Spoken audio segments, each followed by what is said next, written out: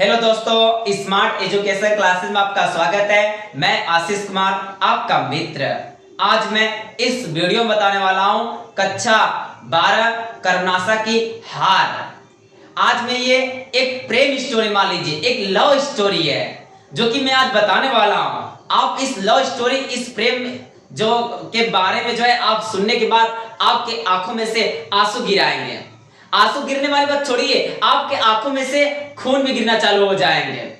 मैं आज एक कर्मनाशा के नदी के बारे में बताने वाला हूं। आइए इस कहानी को सुनते हैं। पहले इस कहानी में कितने लोग जो हैं हीरो कैरेक्टर किए हैं, कितने लोग जो हैं आज मैं इस कहानी के बारे में पहले मैं बताना चाहता हूं, उसके बाद मैं कहानी शुरुआत करता हूं। आइए देखते हैं। पहले यह एक पहाड़ का नाम है कर्मनाशा की हार। पहाड़ का नाम है कर्मनाशा की हार। यह एक नदी का नाम है, एक नदी का नाम है कर्मनाशा की हार, जो कि बिहार के पास जो है ये कर्मनाशा की नदी जो है ठीक है। और इसके लेखक श्री शिव प्रसाद सिंह जी हैं।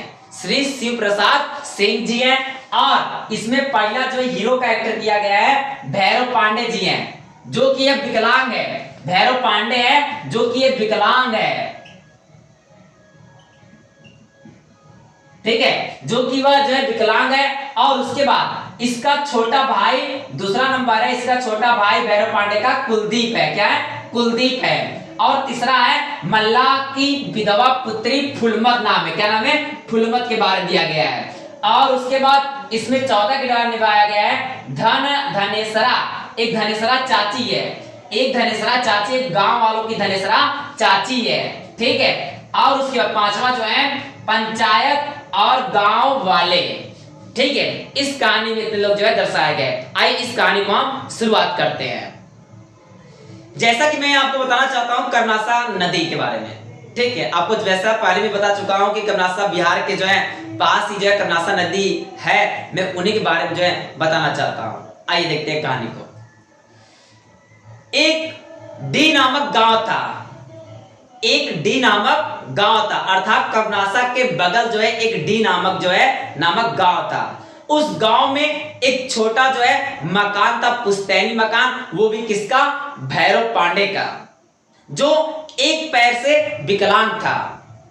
भैरव पांडे जो है एक पैर से विकलांग था। और उसका छोटा भाई कुलदीप 2 वर्ष का हुआ तभी उसके माता पिता का देहांत हो जाता है। देहांत होने के बाद भैरव पांडे बेचारा उस कुलदीप को, जो 2 साल का है, अपने हाथों से लालन पालन और उसका पेट पूजा अपने मेहनत से लालन पालन किया जो है कुलदीप का। कुलदीप जैसे जैसे बड़ा होता है, 12 साल, 13 साल, 16 साल का हो जाता है, जानकार हो जाता है। भैरव पांडे हमेशा अपने छोटे भाई को कहता रहता है कि पढ़ाई लिखाई करो, बढ़िया से पढ़ाई लिखाई कर लोगे तो अपना जीवन बढ़िया से बिताओगे। एक दिन की बात है, भैरव पांडे मल्लाह परिवार में से बाल्टी मांगने जाते हैं। बाल्टी तो ले आते हैं लेकिन वापस नहीं करते हैं। तभी मल्लाह परिवार की जो फुलमत है, फुलमत के जो बापूजी हैं, बापूजी कहते हैं फुलमत से, बेटी जाओ कुलदीप के घर अर्थात भैरव पांडे के घर, मेरी बल्टी है, वो बल्टी जो है लेकर चले आओ। वह पुत्री कहती है, जो ये विधवा पुत्री थी, अर्थात फुलमत के पति का देहांत हो गया था, इस वजह से ये जो है एक सफेद वस्त्र धारण कर एक बाप कहता है अपनी पुत्री को, बेटी तुम जाओ जो है भैरव पांडे के घर, मेरा बल्टी लेकर गया है लेकिन वापस नहीं किया है, जाओ लेकर चले आओ। जिस प्रकार हम गांव में रहते हैं, हमारे घर की जो औरतें होती हैं, जो मम्मी हमारी होती हैं, ठीक है, चाहे जो भी होता है, तो घर के सदस्य लोग आसपास पड़ोसी वालों से कौची लेकर तेल मांगने के लिए चले जाते हैं। तेल तो ले आते हैं लेकिन जो है वापस करते नहीं है। तो वह लड़की आती है मांगने के लिए कि मेरा तेल लेकर आए थे लेकिन पहुंचाए नहीं। इसीलिए जो है यहां पर भी ऐसा कहा गया है, ठीक है, ऐसा यहां पर भी कहा गया है। यह जो है भैरव पांडे फुलमत के घर से जो बाल्टी तो ले आया है लेकिन जो है भैरव पांडे जो है वापस नहीं किया है। इस वजह से फुलमत जो है का बाप जो है, फुलमत का बाप जो है यह कहता है कि बेटी तुम जाओ भैरव पांडे के घर से बाल्टी ले आओ। फुलमत बेचारी जो मल्ला परिवार की पुत्री थी, यह फुलमत बेचारी जाती है भैरव पांडे घर।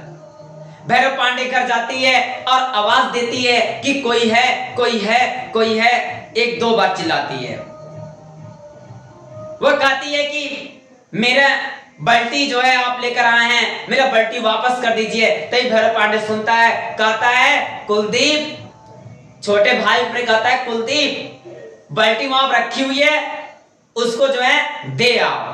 तभी कुलदीप बाल्टी उठाता है और विधवा पुत्री को फुलमत को जाकर देता है। देने के बाद जैसे ही फुलमत जो है अपनी बाल्टी को जो है पकड़ती है और कुलदीप का शरीर और फुलमत का शरीर जो है उससे टच हो जाता है। छू जाने के बाद, टच होने जाने के बाद दोनों जो है आंखों में से आंखों जो है नजर लग जाती है और दोनों लोग मुस्कुरा देते हैं और मुस्कुराने के बाद जो है उन्हीं के दिल में से जब प्रेम उत्पन्न हो जाता है। वह हंसते हुए मुस्कुराती हुए जो है अपने घर की ओर चली जाती है जो फुलमत थी, और ये कुलदीप जो है खड़ा होते होते देखता रह गया। अब तभी भैरव पांडे देख लेता है कि यह जो है कुलदीप विधवा पुत्री से जो है टकरा जाने पर और हंसने पर कैसा जो है वह उसको महसूस होता है। और वो भैरव पांडे जो था कुलदीप का जो भाई था उसको समझाता है, ऐसा करता है वैसा न करो, ऐसा करो, पढ़ाई पे ध्यान दो। वह कुलदीप जो है सुनता है, उसके बाद वो भी चला जाता है। एक दिन बीतती है, 2 दिन बीतती है, धीरे धीरे एक दूसरे से निगाह मिल जाती है, बार बार फिर से प्रेम जाग जाता है, फिर से मुस्कुरा देती है। कहा गया है लड़कियों के मुस्कुराने की अदा होती है, जो लड़का इसे प्यार समझे वही गधा होता है। लेकिन यहां पर कहा गया है कि फुलमत जो है जैसे ही हंसी, जैसे ही मुस्कुराई, और तभी अचानक वो भी कुलदीप देखकर जो है उसको हंसने लगती है, मुस्कुराने लगती है। जैसे ही कुछ दिन, कुछ महीने व्यतीत होते हैं, वो कुलदीप जो है फुलमत से कहता है कि हे फुलमत, चांदनी के रात को कर्णनासा के नदी के किनारे हम दोनों आकर मिलेंगे वहीं पर। फुलमत कहती है कि ठीक है, नदी किनारे, कर्णनासा के नदी के किनारे जो है हम मिलते हैं वहीं पर। और उसके बाद जो है रात जैसे होती है, तारे टिमटिमाने लगते हैं और ये दोनों जो है कुलदीप अर्थात भैरव पांडे का छोटा भाई कुलदीप जो है यह फुलमत के साथ नदी के किनारे, कर्णनासा के नदी किनारे पे जाकर जो है वहां पर मिलने के लिए जाते हैं। जैसे ही वहां पर मिलने के लिए जाते हैं, जैसे ही वो दोनों जो है नदी किनारे बैठ जाते हैं, उसी प्रकार जो है नदी की लहर आती है और नदी की लहर थोड़ी सी जो है इस फुलमत के शरीर से और इस कुलदीप के शरीर से छू लेती है पानी। और छूने के बाद वह जो है कर्णनासा नदी जो है गुस्सा हो जाती है और तभी जो है वह जो कुलदीप थे, जो फुलमत हैं, ये दोनों जो है वहां से नदी के किनारे से घर पर चले जाते हैं। घर पे जाने के बाद जो है 1-2 महीने, 2-3 महीने, 4 महीने, 10-15 महीने बीत जाते हैं। तभी जो है कुलदीप के बच्चे की जो है यह फुलमत मां बन जाती है। मां बनने के बाद जो है गांव में हल्ला नहीं हुआ। यह फुलमत का बाप जो है, मल्ला की विधवा जो है पुत्री जो है अब बाप बन गई है, अर्थात जो है यह मतलब कि बाप बन गया है कुलदीप जो है, अर्थात कुलदीप की पत्नी जो है मां बन गई है। इस वजह से यह फुलमत का जो बाप था यह अपनी पुत्री के बारे में किसी गांव वालों को नहीं बताया कि यह एक मेरी पुत्री विधवा जो है मां बन गई है। इस वजह से गांव वाले बहुत कुछ कहेंगे, इस वजह से इसका बाप जो है बताया नहीं। वो फुलमत बेचारी कुलदीप के बच्चे की मां बन जाती है और धीरे धीरे समय बीतता गया और जिस दिन ये नदी के किनारे मिलने के लिए गए थे और उस दिन भैरव पांडे जो है अपने आंखों से देख लिया था, और घर पे आने के बाद जो है वह अपने छोटे भाई को कुलदीप को जो है एक गाल में चाटा तेज से मारता है। तेजी साथ मारने के बाद वह कुलदीप जो है शर्मिंदा होने के कारण जो है घर छोड़कर भाग जाता है, डर के मारे, और घर छोड़कर भाग जाता है। भागने के बाद जो है जो कर्नासा नदी है, और अचानक जो है कर्नासा नदी में जो है बाढ़ आ जाती है। बाढ़ आने के बाद जो है पूरे डी में जो है पूरे गांव में पानी पानी जो है अब होने वाला था। अर्थात बाढ़ आने पर जो है कहा गया है कर्नासा में जब बाढ़ आया है तब किसी न किसी बलि का जो है मनुष्य का बलि चढ़ाया जाता है। और कर्नासा क्यों नाराज होती है, क्यों नाराज नहीं होती है? अर्थात मेरे कहने का मतलब यह है कि जैसे ही बाढ़ आ जाता है पंचायत जुटती है। पंचायत जुटने के बाद एक चाची थी, अर्थात उस चाची का नाम था धनेसरा। जो कुलदीप की चाची, भैरव पांडे की चाची, अर्थात गांव वालों की चाची जो है धनेसरा थी। वह धनेसरा कहती है भीड़ में से कि फुलमत जो विधवा नारी है वह एक मतलब बच्चे की जो है मां बनी हुई है। इसी कारण जो है कर्नासा नदी जो है नाराज हो गई है। इस वजह से फुलमत और फुलमत के बच्चों की जो है बलि चाहिए, तभी कर्नासा नदी शांत होगी, नहीं तो नहीं शांत होगी। गांव वाले, पूरे पंचायत लोग और गांव वाले सब कहते हैं हाँ, फुलमत जो है एक विधवा पुत्री है, और विधवा एक पुत्री जो है दूसरी शादी नहीं कर सकती है। अर्थात जो विधवा पुत्री जो है, विधवा जो थी एक पुत्री, अर्थात मल्ला परिवार की एक पुत्री फुलमत जो है एक बच्चे की मां दी गई है। इसी वजह से जो है एक बच्चे की मां हो गई है। इसी वजह से जो है कर्नासा नदी नाराज हो गई है। इसी वजह से हमारे गांव में पानी आ गया है। और इसका गांव वाले कहते हैं, पंचायत लोग सब कहते हैं कि फुलमत और फुलमत के बच्चे को जो है बलि चढ़ाया जाए, तभी जो है कर्नासा नदी जो है शांत होगी, नहीं तो नहीं शांत होगी। गांव वाले कहते हैं हाँ, सही बात है, हाँ सही बात है। पंचायत लोग कहते हैं कि कल फुलमत और फुलमत के बच्चों की जो है उस कर्नासा नदी किनारे बलि चढ़ाया जाएगा। सब कहते हैं ठीक है। जैसे ही सूर्योदय होता है, सुबह होता है, और फुलमत के बच्चे को जो है वहां पर डी पर जो अर्थात कर्नासा नदी के किनारे जो है ले जाया गया।